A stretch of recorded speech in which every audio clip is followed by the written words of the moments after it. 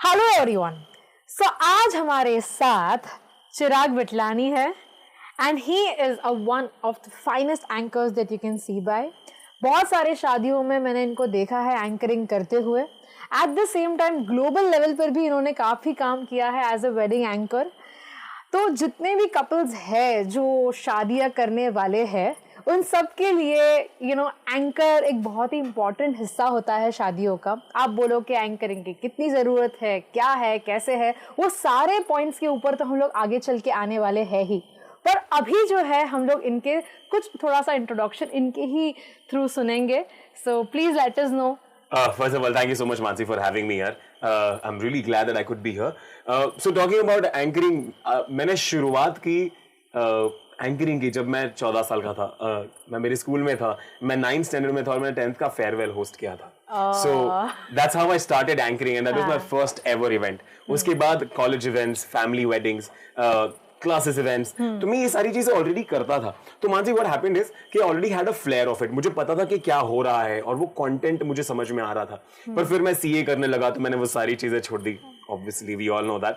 पर मैं जब सीए फाइनल में था एंड मैं वो क्लियर करने की कोशिश कर रहा था तो आई रियलाइज कि यार मजा नहीं आ रहा है। कुछ ऐसा करना है जिसमें मजा आए, क्योंकि मैं हमेशा से ही स्टेज पर रहा हूँ।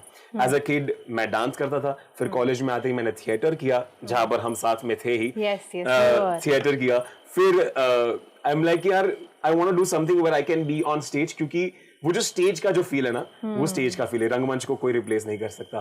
तो तभी मैं सोच रहा था कि क्या करूं, और मेरी बेस्ट फ्रेंड ने मुझे एक दिन कॉल करके कहा कि Chirag why don't you think of anchoring, कि तुम एंकरिंग फुल टाइम क्यों नहीं कर रहे। मैंने कहा पागल है क्या, इसके पैसे कौन देता है। मतलब आई am talking about like imagine 2014 2015 जब इतने सारे एंकर्स थे भी नहीं।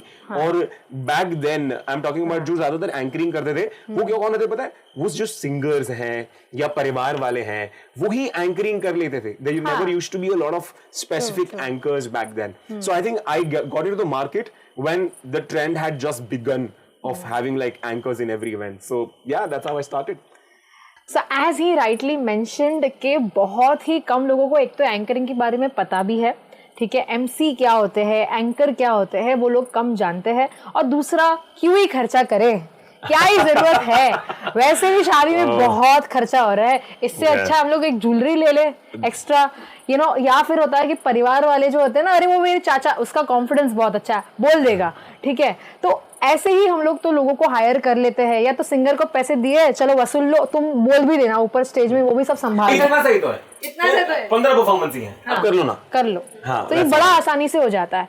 तो फिर भी एज अ वेडिंग फोटोग्राफर मुझे लगता है एमसी की जरूरत है। ऐसा नहीं है कि just hire them because we are asking you to, पर इसके बहुत सारे बेनिफिट्स है। आपको क्या बेनिफिट लगते हैं?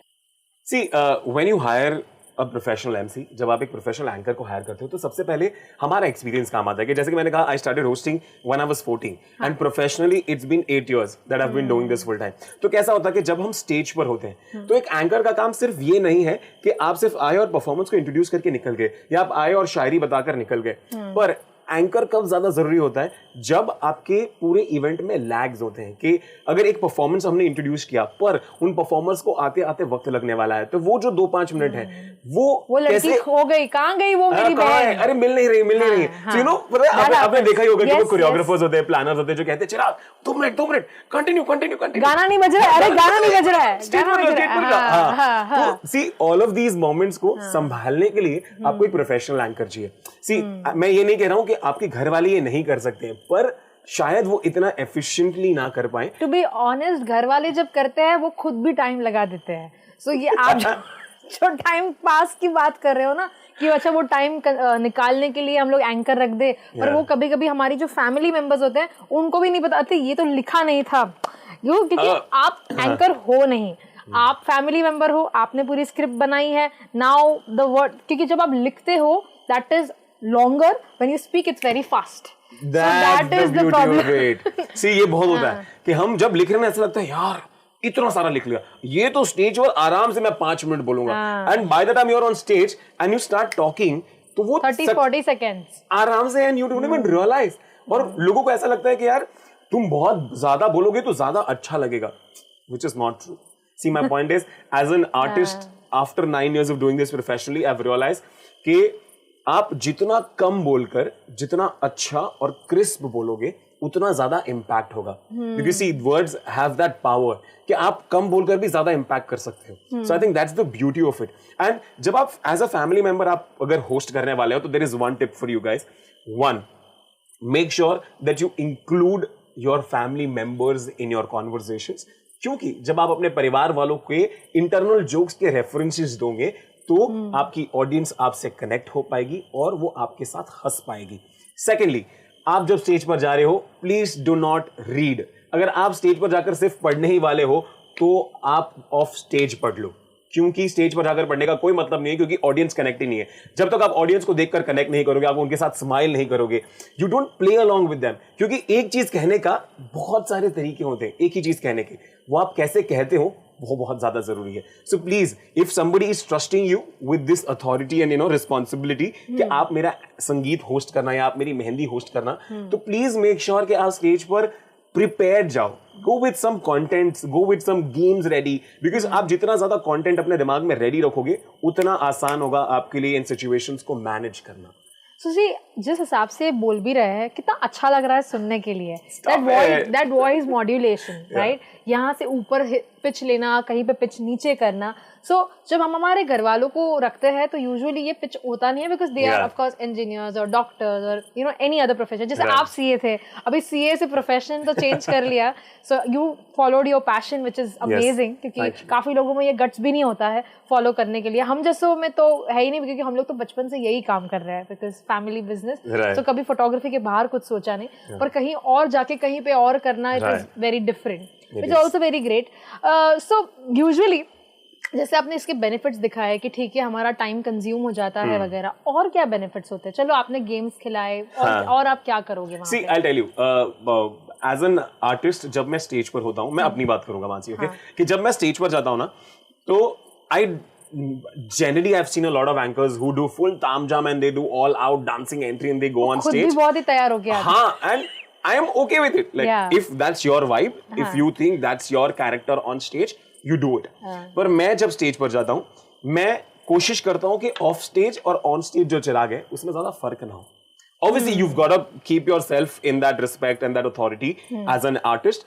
But मैं कोशिश करता हूँ कि जो मैं ऑफ स्टेज हूँ मैं वही ऑन स्टेज हूँ, क्योंकि जब मैं स्टेज पर जाऊंगा ना, मुझे लोगों को ये पता लगवाना है. I want them to know that I'm a part of the family. See, as you very rightly said before also while we were talking, before we started recording, कि जब हम स्टेज पर जाते हैं हमें ये चाहिए कि मैं उनके परिवार का हिस्सा हूँ, ऐसा लोगों को लगना चाहिए. तो क्या होता है? It's so difficult in an hour. आप एक एंकर को जब हायर करते हो तो यू हैव हायर, ठीक है, एंकर हो गया, डेकोरेटर हो गया, ऐसे ही होता है शादियों में, ठीक है. पर जब एक एंकर आते हैं within an hour or so, you have to vibe with them and you have to speak to them. आज एज अ वेडिंग फोटोग्राफर जब मैं लोगों से बात करती हूँ, I don't take a lot of time, but हमको इतना सारा बड़बड़ नहीं करना है. चलो स्माइल करो, हंसो है, ऐसे ही करना है उनको, ठीक है. बट यू तो have to become a part of it. How do you manage to? So I think, and I've developed this habit over time, Mansi. Now, since you've asked me, I'm just reflecting on that कि मैं क्या करता हूँ.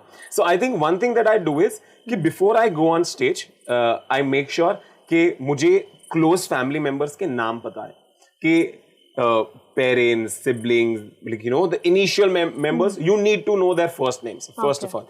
Secondly, जब आप event पर पहुंच जाओगे आपको ना चीजें नोटिस करनी है, क्योंकि आप ऑडियंस में क्या हो रहा है वो जितना ज्यादा नोटिस करोगे आपको पता चलेगा कि ये इंसान फन है, ये इंसान की एनर्जी हाई है, मुंह चढ़ा के बैठी है वो आंटी, कि इनके पास नहीं जाना है या उनके पास जाना है. लेकिन you understand a few things in the audience के उनका अपना डायनामिक कैसा है. तो जब आप स्टेज पर जाओगे, so my always point of reference is कि उन्हें वो अनएक्सपेक्टेड ह्यूमर या वो लाइन दो जो उन्होंने सोची नहीं होगी.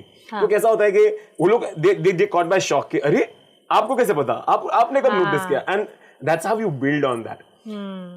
That makes the people also relate to you fast. Exactly, because कैसा है पता है मानसी कि सभी लोग पढ़कर कुछ लिखकर लाकर स्टेज पर बोल सकते हैं.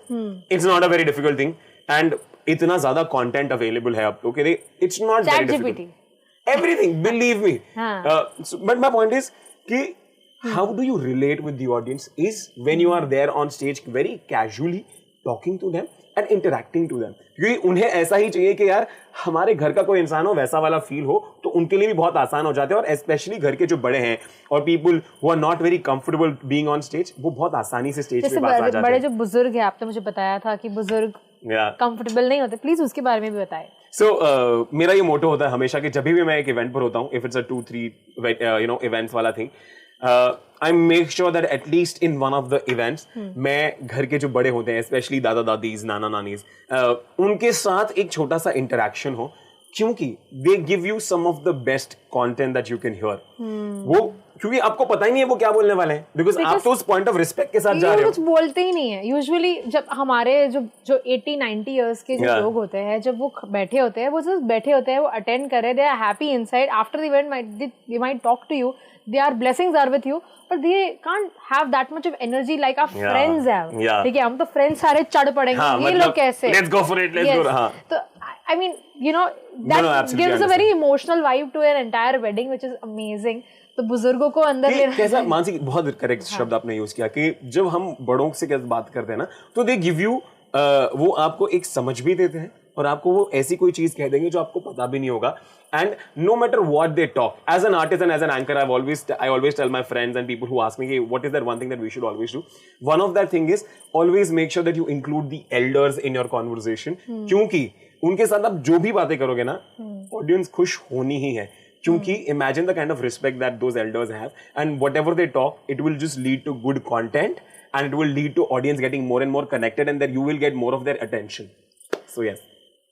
तो ये जो सारी ये बातें कर रहे थे, I have one more question out of the blue. तो there are two types of marriages in India, love marriage and arrange marriage. अभी लव मैरिज में they are very comfortable, families might be comfortable, might not be comfortable, depends, right? अगर बहुत intercultural है तो फिर बहुत ज़्यादा tension वाला माहौल होता है। Oh, I've been there, I've been told, oh God, I've been there. So जब बहुत ज़्यादा tension वाला माहौल होता है, फिर भी बहुत problems होते हैं। I'm sure MC उसे भी light कर देते हैं, ऐसे जब माहौल होते हैं। पर यूजुअली जब अरेंज मैरिज होता है, एंड इट्स लाइक 5-10 मीटिंग्स और शादी पक्की हो गई, शादी तक तो ठीक है, पर गोलधाना, रिंग सेरेमनी, बहुत ही ज्यादा हिकअप, टेंशन, अरे क्या पूछे, अरे वो छोड़ो, फोटो भी नहीं खिंचवाएंगे सही से, because you feel very shy. किसका बोल दिया हम लोग ने तो फिर होगा ही नहीं। अरे so how would you, like I have seen MCs doing on stage कि अच्छी कि इनको आई लव यू बोल दो, and you know all those things to make that everyone blush, right? So what do you do to make them very comfortable? Okay, so my first idea is कि मैं जैसे ही stage पर जाता हूँ, और ये मेरी कोशिश होती है, हर एक आर्टिस्ट का अलग तरीका होता है, पर मेरी ये कोशिश होती है कि जब मैं स्टेज पर जाऊं, मैं सबसे पहला अपना जोक ढूंढता रहता हूँ कि मुझे मेरा एक जोक स्टेज पर मिल जाए जिससे मेरी audience, and when I say joke, I don't mean I want them to laugh out loud like Archana Puran Singh वाला आवाज, I don't want that, I just want them to have that smile. उनके चेहरे पर अगर वो स्माइल आ गई ना, so then I am ready, I know कि now the audience is with me, क्योंकि वो एक जोक जो मेरा सबसे पहला होता है ना, मैं उसी पर I live on that. Once I find that ना, I know my audience is set with me, क्योंकि स्टेज पर कौन आ रहा है और हम क्या बातें करने वाला है, वो उसी मोमेंट पे मुझे रियलाइज हो जाता है कि अच्छा, now the audience is going this way. So always tell my clients also कि जब मैं स्टेज पर जाऊंगा ना, शुरुआत होगी वो आपकी एंट्री के साथ नहीं होगी। I will go on stage for 5 to 10 minutes, I will go talk and interact with the audience, और ऐसा भी लगता है कि फंक्शन शुरू हो गया, सब लोग अलर्ट हो गए, लोगों का अटेंशन ग्रैब हो जाता है, एक लाफ्टर निकला तो कहाँ कपल आ गया पता भी नहीं चलता। And believe me, I have had weddings where लोगों को शर्म ही नहीं होती, मतलब वो अपने ग्रुप में ही बातें कर रहे हैं, they do not care the bridegroom is here, the parents are here. So they have been to a wedding or I've been to a couple of weddings जहाँ पे एंकर्स नहीं होते, ठीक है, हमें नहीं पता, अनाउंसमेंट तो कुछ हुई नहीं है, और हम यहाँ पे अभी भी कैमरा लगा रहे, कपल स्टेज पे चढ़ भी गया। अरे ऐसे कैसे चढ़ गए? हमको तो बताना चाहिए था, हम तो तुम्हें कब से कोऑर्डिनेट कर रहे थे। सो फोटोग्राफर्स को भी अच्छा पड़ जाता है जब एमसी अनाउंस करते हैं, now the couple is coming, photographers सावधान, पहुंच जाओ, right? So that is also very important to make everyone active, you know, it's there in the moment. And to be honest, जब आपके मेन फैमिली मेंबर्स होंगे, उनको तो आपकी शादी में भर भर के इंटरेस्ट होगा, दूर वालों को तो बस कितने लोगों बोलते हैं बस खाना खाने आए हैं, you know, so I think MC also creates a vibe wherein everyone gets it. Absolutely, and that's what हमारी कोशिश ही हमेशा ये होती है। और मैं मेरे कपल्स को भी ये कहता हूँ कि मैं ज्यादा स्टेज पर रहकर बोलने वाला आर्टिस्ट नहीं हूँ, मैं ऑडियंस के अंदर रहने वाला आर्टिस्ट हूँ, क्योंकि मुझे पता है कि जो कंटेंट है, जो बातें हैं, वो ऑडियंस के अंदर ही होने वाली है। तो literally I have had weddings जब ग्राउंड पर भी होता है ना, तो from stage I will run until the end if somebody is ready to answer me, क्योंकि मेरा मतलब ये है कि मुझे वो लास्ट वाले ऑडियंस मेंबर को भी इंक्लूड करना है मेरी कॉन्वर्सेशन में। और एज एन एंकर ये हमेशा आपको करना चाहिए कि आप जितने लोग हैं उनको इन्वॉल्व करने की कोशिश करो। आप जितने ज्यादा लोगों को इन्वॉल्व करोगे, वो उनका ज्यादा अटेंशन हमारे पास रहेगा। जितना ज्यादा अटेंशन रहेगा, the better you will be called as an artist.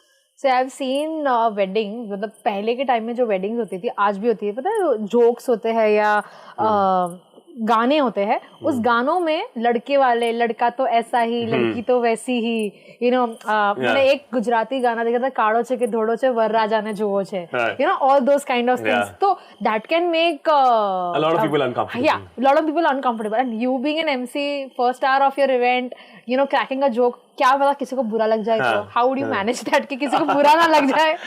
Okay, so as I said कि सबसे पहले तो मैं मेरा एक जोक ढूंढता हूँ। Secondly, my thought will be कि शुरुआत में जब मैं बातें कर रहा हूँ, तो मैं जितना हो सके वो जोक्स अपने आप पर करूँ इन द बिगिनिंग कि आई हैव अ थिंग, या सो मैं क्या करता हूँ पता है मानसी, कि मैं ना generally have this question that I ask people कि आपको क्या लगता है कि लोग शादी क्यों करते हैं? तो ज्यादातर लोग अलग अलग जवाब देते हैं, and it is one question that I always get. लोग मुझे कहते हैं कि आपकी शादी हुई है? So I go out for a very typical response, I tell you नहीं मैं रियल लाइफ में पोपट ला लूं। You see, that brings a reference to something, and then when they connect with अरे यार अच्छा आप ये वाले हो। So my point is कि I always try and make myself a fool on stage to a point where they feel कि it's okay, ये बंदा हमारा, इसके साथ जो बातें करनी है हम कर सकते हैं। And see, I'll tell you, आपका जो लहजा है ना, आपके कहने की जो तरीका है, कहने का तरीका है, वो बहुत ज्यादा इंपॉर्टेंट है, क्योंकि आप एक चीज बहुत स्ट्रेट फॉरवर्ड होकर भी कह सकते हो कि अब अगला परफॉर्मेंस है ये, और आप जब मस्ती वाले वाइब में हो तो ये कह सकते हैं अरे यार come on everybody make some noise and let's call upon our next performer. तो see the amount of change, the energy and the vibe that I am trying to create, because मुझे चाहिए कि उन्हें ये फील हो कि मैं भी उतना ही खुश हूं उनकी शादी में आकर। तो that just creates a very good vibe. And if at point, I think बहुत रेयरली मेरे साथ ऐसा हुआ है कि लोगों को बुरा लगा है। आई थिंक बुरा तो नहीं लगता, वो कैसा होता है कि अरे यार समझ जाते हैं, हाँ मतलब कि अरे मतलब आप हमारे साथ ये मजाक कैसे कर सकते हो, but then I make sure कि उन्हें वो इसी देख कैसा होता है भाई, मीठी छोरी होती है कि एक आपने कुछ मस्ती कर ली, but then you come back and you know you make them feel nice कि अरे इट्स ओके, मजाक था और you move away from that joke so fast that people don't even realize ये हो गया। और जब हो गया तब तो इतना पुराना था वो कंटेंट कि दिल में लग रहा है अब क्या ही बात करें इसके बारे में, वैसा वाला कि obviously we all make sure that we respect people who are in the audience, but a lot of times ये होता है, ये बहुत नेचुरल है। जैसे कि आपने कहा कि 1 घंटे में हमें पता नहीं कौन कितना क्या करेगा, इसलिए ज्यादातर हम ऑडियंस से पूछ लेते हैं हमारे कपल से कि whom do you think we shouldn't go to, वो नो वाले हमें पहले बता दो, तो हमें पता है कि यार इसके साथ अगर हम बात करें इनके साथ, या I do that a lot.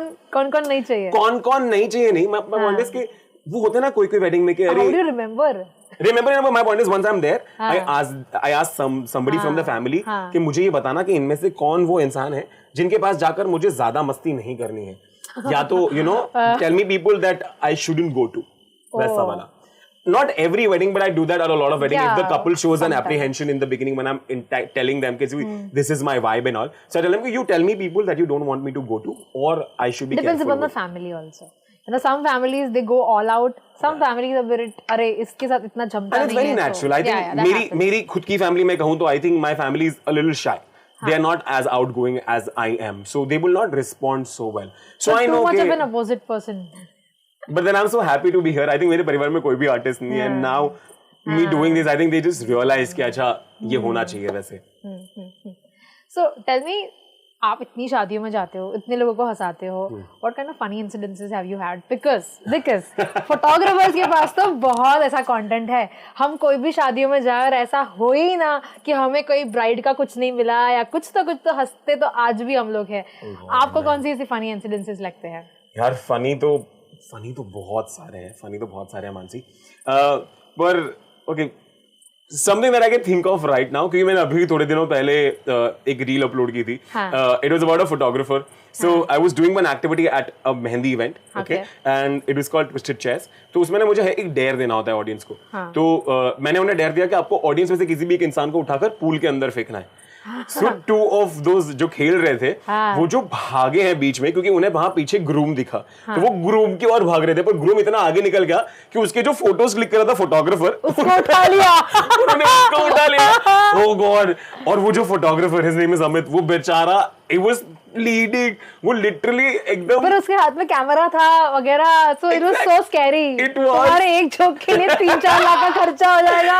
That's exactly what he did. वो इतना खींच रहे थे उसको, तो पानी में जाने का कोई गम नहीं है, कैमरा. तो वो इतना खींच रहे थे, तो उस फोटोग्राफर ने, अमित ने उनको कह दिया कि फेंकना है तो फेंको, पर मेरे को 5 लाख दे दो. वो दोनों अंकल आराम से शांति से चलते चलते वापस स्टेज पर आ गए. 5 लाख का कैमरा है मेरा, how can you? But this is something which is like so funny. I feel like moment like these, and then obviously I got that boy on stage and I interacted with him also. But my point is, तो ऐसे photographer का advertisement भी हो गया है ना, मतलब photographer का भी एडवर्टाइजमेंट हो गया. क्या एमसी लोगों का तो एडवर्टाइज ऐसे ही हो जाता है, हमारे फोटोज बाद में आते हैं, हम लास्ट में आते हैं. No, but I think it is extremely important as an MC. I'm sorry, I'm going a little off topic. But my point is, as an MC, because I have the mic and I have the liberty to be on stage and talk, I always make sure that मैं जिस भी event पर हूँ, I always give my due credits. The event is managed by this, make some noise for the hospitality team, and then the technical team, the DJ and the lights team, and then obviously the photographers are included in that as well. Because what happens is, obviously we all are getting paid to do our job, but we're also artists, right? हमें credit पसंद है. See, we like that respect that we get appreciation. On stage. Artist works for appreciation, not for money. I've seen this. Also for money. झूठ नहीं कहेंगे, पैसा important है, but not like billionaire money. Yeah, that's what it's not everything for us. See, at the end we are also humans. We respect that. We are not like a pure entrepreneur. We are like artist entrepreneurs. Yeah. So we also value that emotion. So it's always important to give. I like the word entrepreneur. I think let's capitalize this. Yes. Entrepreneurs. Yes. So tell me, बहुत सारी अच्छी चीजें तो हो ही जाती है शादियों में, but जो लोग इवेंट प्लानर रखते हैं या जो नहीं भी रखते हैं, सभी के साथ गलतियां होती हैं. So I have a lot of couples and I have met a lot of brides. देखिए मानसी, कितना भी कर लो, कुछ ना कुछ तो छूटना ही है. ये जवानी ये दीवानी, right? Absolutely. Forever. कितना भी कर लो. Forever. But I think, what do you think the mistakes people make while, for the entire event, like क्या गलतियां कर लेते हैं जब वो लोग आर्टिस्ट हायर करते हैं? आप ज्यादातर उस प्रोफेशन को जानते हो, सो जब एमसी हायर करना, एमसी को कब हायर करना, कैसा एमसी आपके लिए सही रहेगा, because everyone is not for everyone, right? मतलब I have seen some people who are like two like traditional MCs work for traditional people, two hi-fi MCs not work for all traditional people, so that is very different, right? So how, तो ये एक MC का बात हो गया, या stage artist की बात हो गई, सिंगर्स वगैरह की बात, तो जो चीजों को आपके बारे में पता है, what mistakes do people actually make? See Mansi, more than mistakes, I think because wedding is a huge expense, okay, for both the families. Yeah, we all know that. कोई भी हो फिर. Absolutely. सब अपने कैपेसिटी के ऊपर ही शादी का काम करते हैं. It's a 3 trillion. You were only telling me 3 trillion rupees. It's a business of 3 trillion. See, imagine. Indian market इतनी बड़ी है. And that too legal 3 trillion. अब तो आगे Let's not talk about. वरना 2000 के नोट वैसे भी हमें आजकल आ ही रहे हैं. सारे क्लाइंट्स 2000 के नोट दे रहे हैं. बेटा 2000 लोगे? हाँ सर दे देंगे, आप दे दो. जब तक पैसे आ रहे हैं हमें कोई फर्क नहीं पड़ रहा. But having said that, see, the point is Mansi, हम सारे budget driven होते हैं when it comes to weddings. So what happens is, a lot of times people end up booking artists only on the basis of that budget. No problem. Okay, but if you have a decent budget, then that doesn't mean that you have to spend that whole amount to get a good artist. आप समझ रहे हो कि कम पैसे में भी you will get a good artist. It's about you, how will you recognize and what kind of vibe you want.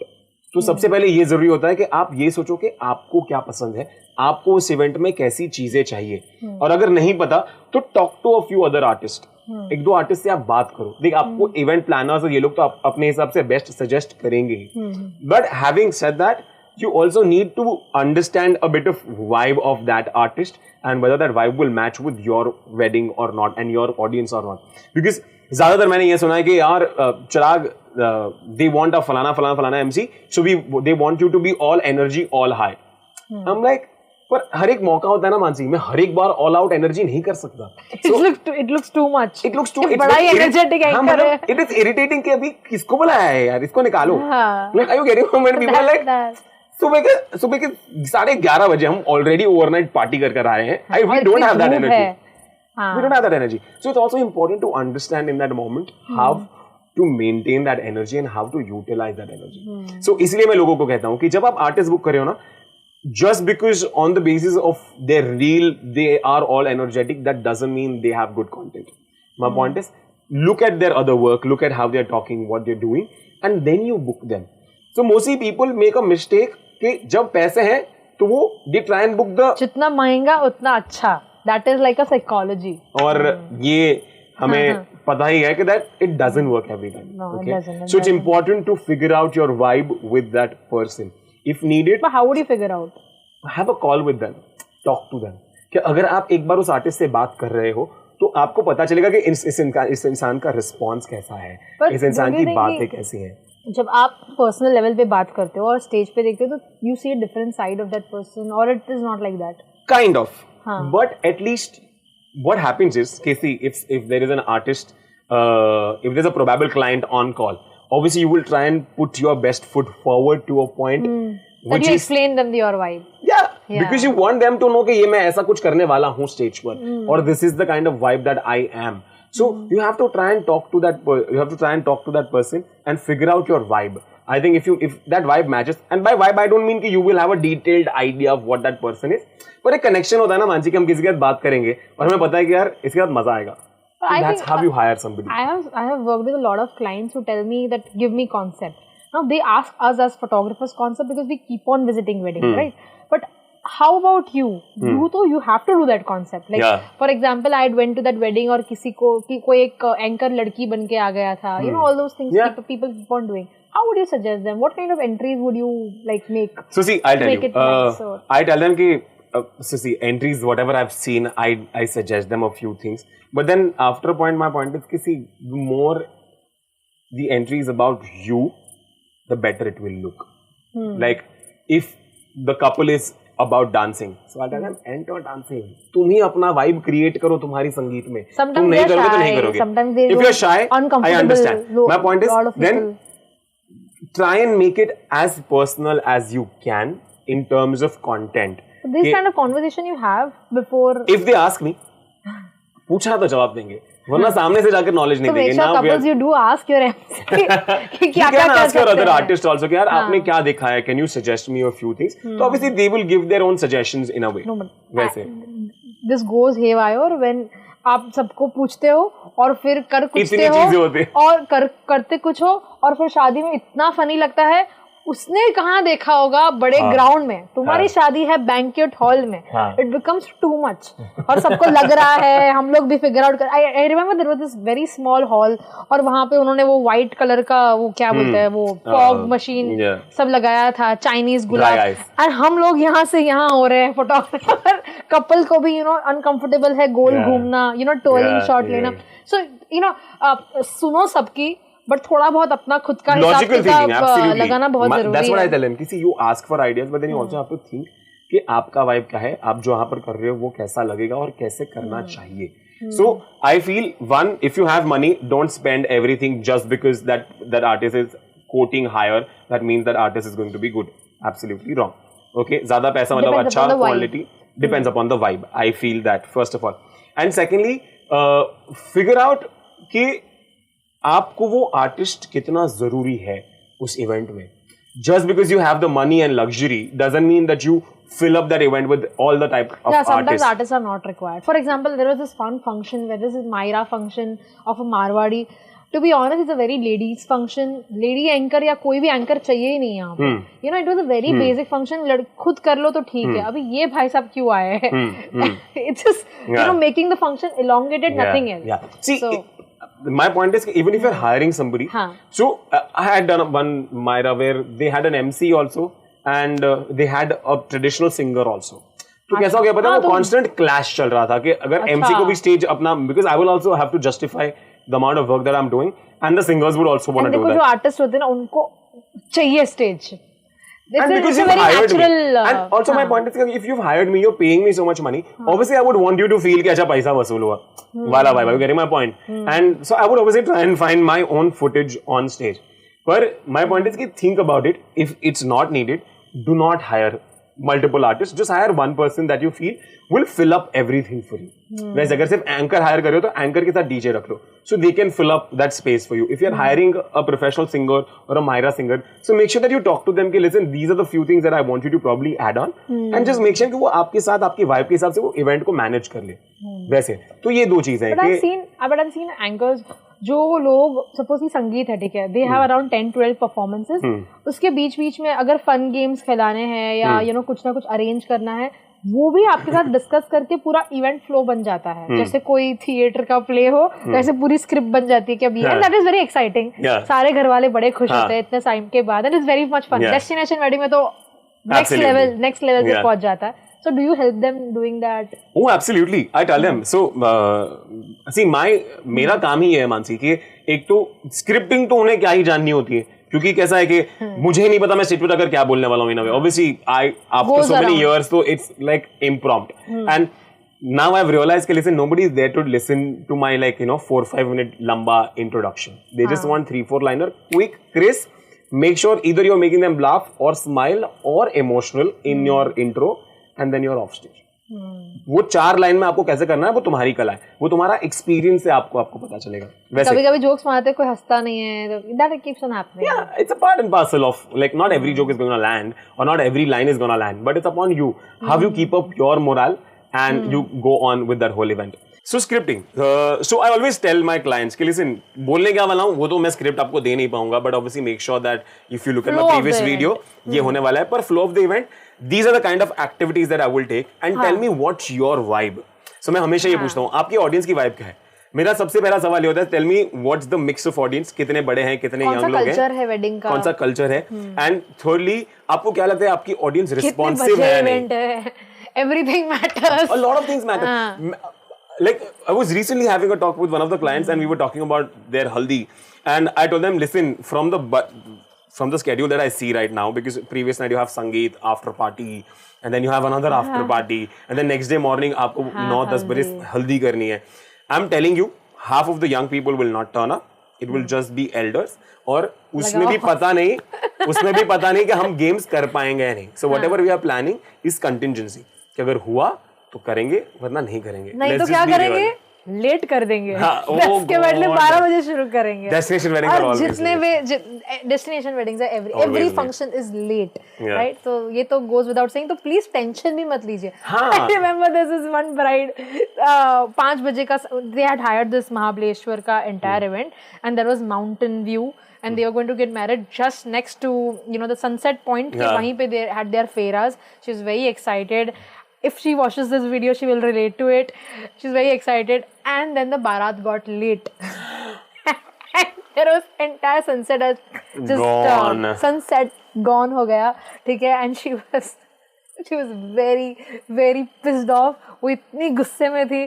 कोई photo नहीं खिंचवाना, कुछ नहीं करना, आप खींच लो, जो खींचना है खींचो, मेरा मूड गया है, मुझे खाना खाना है, मुझे कुछ नहीं करना है. So this also happens. I think but my point to a lot of clients is कि अगर आप पैसे खर्च कर रहे हो उसी के लिए, so make sure that you reach there on time. Literally, you will not believe, I was in Rajasthan for a wedding. On the last day, they did not keep anything. पूरे मतलब just wedding. I mean, no other event apart from the wedding. I mean, last day they did not keep anything, no other event apart from the wedding. और literally शाम की wedding है. Okay, शाम के 4 बजे 4:30 बजे की वरमाला है. The bride and groom, they were ready from till 12 in the afternoon. Wow. Full ready. So imagine post-wedding shoot 3 to 4 hours they've given to their photographer for their shoots, for their videos. Before the wedding, imagine. Interviews, everything can take place. And not just the bride and groom, the bridesmaids and groomsmen were also ready in their outfit. So imagine the amount of content that photographer must have gotten. And कुछ भी बोलो यार, at the end of the day तो हम ही है जिसके पास तुम्हारी पूरी शादी का वीडियो फोटो सब कुछ है, and it is very important. अच्छा, I want to also tell you one thing कि बहुत सारी शादियों में ऐसा होता है कि because of the MC we have got good content. That happens, right? So that is also very important because sometimes family members might say good things, sometimes even they are like you know. So how would you create that kind of content to make, like just for an example, अभी जैसे कोई शादी है, ठीक है, और वो शादी में मुझे कोई हुकअप पॉइंट चाहिए, कपल ने इंटरव्यू भी इतना दिया है, couple sometimes couple don't even know how to speak in front of the camera, it makes them conscious, right? So जब MC जोक करते हैं या MC कपल को ऊपर स्टेज पे बुला के करते हैं, that gives us a lot of content. So thanks for that. You're welcome. So that is very important. Yeah. So I feel, see, मैं वो content, see, as I said, Mansi, कि मैं बहुत ही ज़्यादा natural रखने की कोशिश करता हूँ चीज़ों को, okay? So I don't want to push things just for the sake of content, okay? Just because हमें content चाहिए या just because we want to do something, I will not do it, because if the couple is not comfortable, if the family member is not comfortable, it will not look nice, right? It will not make sense. So I try and utilize obviously कि अच्छा थोड़ी बहुत चीजें, थोड़े बहुत friends, वो जो pre decided होते हैं, ये वही सारी चीजें कॉन्वर्सेशन में होती हैं जब हम फ्लो डिस्कस करते हैं कि यहाँ पर ये करेंगे, यहाँ पर वो करेंगे. तो यहाँ पर आप अपने फैमिली और कजिन्स को रेडी रखने को बोलिएगा, so that whenever I ask them they come on stage and then we try and include them. And कैसा होता है कि अगर बहुत बार लोग कंफर्टेबल नहीं है तो we also get into the act, we also go on dance floor with them, we also do, you know, do all the things that they are supposed to do so that they feel very comfortable. फिर वो हो जाता है, और stage का भी fear होता है ना, स्टेज पे बुलाया है. एब्सोल्युटली. तो वही होता है कि हम भी उसी के साथ उनके जैसे बन जाते हैं ताकि उनके लिए बहुत कंफर्टेबल हो जाए स्टेज पर जाकर चीजें करना. सो टेल मी दैट बहुत सारे MCs बनना भी चाहते हैं, यू नो, लोगों को MC में एंकरिंग में इंटरेस्ट भी होता है, वेडिंग एंकरिंग में इंटरेस्ट होता है. So you have been into the business, आप भी लोगों को प्लीज सजेस्ट करिए अगर किसी को एंकर बना, और क्या सही में उनके लिए मार्केट है, लोग हायर करते हैं, will it be a competition to you if you teach more, you know, how things are. So how it So first of all, I think it's a great market, it's a great industry. But you have to figure out whether it is for you or not, okay? क्योंकि it's not 9 to 5. In the beginning, जब आप शुरुआत करोगे, you are not going to have a set of income. There is no salary in this. आप समझ रहे हो? लोग ज़्यादातर इसी चीज़ से हैरान हो जाते हैं कि हमें पता नहीं कि आपके पास ये महीने कितने रुपए आने वाले हैं. So first of all, you have to be ready for that uncertainty. कि पता नहीं काम आएगा या नहीं आएगा. तो पहले से पैसे थोड़े से होने चाहिए. होने चाहिए, या तो आपके पास वक्त होना चाहिए कि अगर आप कॉलेज में हो and if you start back then, so you have that time and space to, you know, explore things, क्योंकि तब तक आपके सर पर कमाने का बोझ नहीं है. वैसा वाला. I started at the age of 24, I think 24 और 23 इश. या no full anchoring full time 23 और 24 की एज पर मैंने शुरुआत की. So my family told me one thing, Chirag, we give you 2 years, if you can great, if you can't then you get into a corporate job. CA, yeah, whatever you can. तुम जो करना है तुम वो कर लो, वैसा वाला. I said great. So I had that supportive family, but not everybody will have that. So a lot of times what I still have people who are managing their MCing career with their corporate jobs. So either you have to figure out a corporate job accordingly so that keeps paying your bill, and here you keep exploring your passion, and at one point you make that switch where you feel कि हाँ अब decent सा market है जहां पर मुझे अब सोचना नहीं पड़ेगा, ऐसा वाला. तो आपको सबसे पहले उस अनसर्टेनिटी के लिए तैयार होना चाहिए. सेकेंडली, आपको सबसे पहला काम कौन देगा? कोई प्लानर नहीं देगा. सबसे पहला काम आपको देंगे आपके परिवार वाले, आपके दोस्त या आपके neighbours. Nobody else is going to give you work. क्योंकि वो क्यों दें? First of all. सेकेंडली, वो आपको जानते भी नहीं है. थर्ड, आपके पास आपका कुछ कंटेंट भी नहीं है. तो इट्स वेरी डिफिकल्ट. आजकल छोटे से छोटे जो एंकर्स भी अगर आपको बुक करें, छोटे in terms of, like I am talking terms of monetary point of view के लिए, even somebody is charging 3, 4, 5,000 rupees, people want to see their previous work. तो अगर आपके पास कंटेंट नहीं है तो लोग आपको नहीं काम देंगे. So my point, I always tell people कि आपका सबसे पहला काम आपके परिवार से, आपके दोस्तों से या आपके नेबर्स से आना चाहिए. दिखाओगे नहीं तो बिकोगे कैसे? Exactly. So my point is, and whenever you do that, make sure that you have somebody, some of your friends, आपके दोस्त या परिवार वाले, जो आपके इस पूरे इंटरेक्शन को रिकॉर्ड कर रहे हैं, क्योंकि उसके बेसिस पर आपको दूसरा काम मिलेगा. See a lot of people tell me कि चिराग यार पैसे ही नहीं मिल रहे हैं, या तो जितने मिल रहे हैं उतने ही या उससे ज्यादा तो मैं मेरे वीडियो में खर्च कर रहा हूँ. मैंने कहा तुम सोचो कि आप ये जो खर्चा कर रहे हो वो इन द मोमेंट इस वेडिंग के लिए नहीं कर रहे हो, आप इस वीडियो से दूसरी 10 वेडिंग्स जो कमा पाओगे, आप उसके लिए ये इन्वेस्टमेंट है. So don't think about it. Okay, don't worry, हम लोग एक YouTube वीडियो बना देंगे, ठीक है, फोटोग्राफी एजुकेटर्स की चैनल के ऊपर, जहाँ पे आपको कैसे एज एन MC रिकॉर्डिंग करनी है वो भी आपको मिल जाएगा. Easy plug in, I love it. Okay, कैसे करना है, we will explain you. It's not that difficult. So, I love that, and I think I'm also gonna watch it. So please make sure we do that. And so ये दो चीजें थी कि सबसे पहले be ready for uncertainty. Second, आपका काम आपको परिवार वाले ही देंगे. And third, content content content. आप क्या बोलने वाले हो उसकी 10 वैरायटी आपके पास रेडी होनी चाहिए. एक ही चीज को आप कैसे इंट्रोड्यूस करोगे, एक ही चीज को आप कैसे इंटरैक्ट करोगे, अगर कुछ अनसर्टेन हो गया उसे कैसे मैनेज करना है, ये आप ऑन फ्लोर जाकर सीखोगे. पर वो क्या करोगे, तब क्या होगा, वो आपको कंटेंट पहले से प्रिपेयर करना होगा. अगर आपने प्रिपेयर नहीं किया है तो ऑन स्टेज आप भी ब्लैंक हो जाओगे. So make sure that you watch as many things as you can. और आजकल तो हम सारे anchors, everybody is putting out their content on YouTube and Instagram. तो आप उन सभी के वीडियोस देख सकते हो. You can see the kind of content they do and talk and learn from that. I think these are the 3 points that I have right now. कि content is the king. At the end of the day, आप क्या बोलने वाले हो, कैसे बोलने वाले हो, वो सबसे ज़्यादा important है. And by that I do not mean लंबा shayaris. Even a normal conversation can be fun and energetic, but it depends about how you present that. So make sure that you create your content, you are ready with as much content as you can, and be ready for a beautiful journey of your life. Tell me, अगर जो भी couples ये सुन रहे हैं, तो उनको अगर आपको hire करना हो, अगर book करना हो, how does it work out? So see, these days, so I think it's all about Instagram. I think we all have our websites and everything, पर ज़्यादातर अगर मैं क्या करता हूँ और कैसे करता हूँ, तो ज़्यादातर मेरे आजकल bookings and a lot of direct clients that I get are through Instagram. कि वो मेरे इंस्टाग्राम पर जाते हैं, they see a few videos, they understand कि अच्छा इस इंसान की वाइब अच्छा लग रही है, then they DM me and that's how the conversation starts. So अच्छा, तो आपकी इंस्टाग्राम लिंक तो हम लोग ने यहाँ पे वीडियो में मेंशन की है, पर साथ ही साथ कॉन्टैक्ट डिटेल्स वगैरह वो भी हम लोग डालेंगे. Okay, so how fast do we have to book, like अगर कोई आपको हायर करे तो कब?